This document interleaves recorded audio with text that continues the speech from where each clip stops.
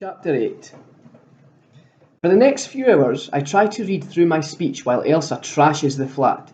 She pulls crystals off shelves, scatters Pongo's biscuits across the kitchen, and throws dirty washing into the empty paddling pool. Pongo follows her around, joining in whenever he can. Basically, there are patterns in crime, and although I try to tidy up after them and whip things out of their way, they both move so fast. Now and then they turn their attention to me, which is how I end up with a piece of cold toast mashed in between my speech cards. I peel off the toast and decide to make a start on my geography homework. I'm describing the impact of erosion on glaciers when Pongo snatches the book out of my hands and runs away with it, hiding behind the sofa. When I try to take it back, he thinks I'm playing tug of war, and the book ends up with toothy puncture holes all the way through it. I run my hands over the ruined cover. I covered it perfectly in sticky plastic. There wasn't a single air bubble or crease. And now it's ruined. Mum said this would be fun. This is not fun. It's noisy and messy and chaotic. Who wants to watch Peppa Pig? I say. I know I do. After watching 8 back-to-back episodes of Peppa Pig, I look up and notice that it's gone 7. That's when I switch from feeling annoyed to worried. Mum's never left me with Elsa for this long before. Usually, it's just half an hour while she pops to the shops.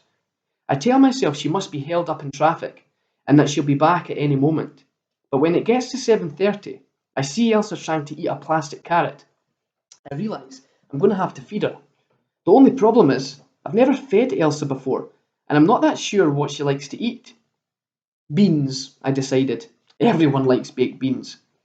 Dinner time, I say, putting a bowl of beans down on the tray of the high chair. Elsa's excited, so excited that her hands slam down and the bowl flips over. Beans splatter across the high chair and the floor. A few even hit the fridge. Then Elsa grabs a handful and starts stuffing them in her mouth. Hey, I say, holding out a spoon. Ever thought of using this? She takes the spoon off me and tosses it over her shoulder. Then she rubs her beanie hands into her wispy hair. I'm starting to get why Mum gives Elsa her bath after she's eaten.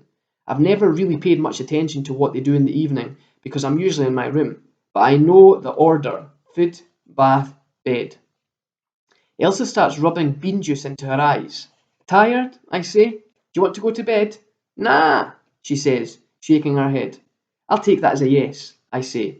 Unclipping her from the high chair, I've always wondered why Mum doesn't put Elsa to bed earlier.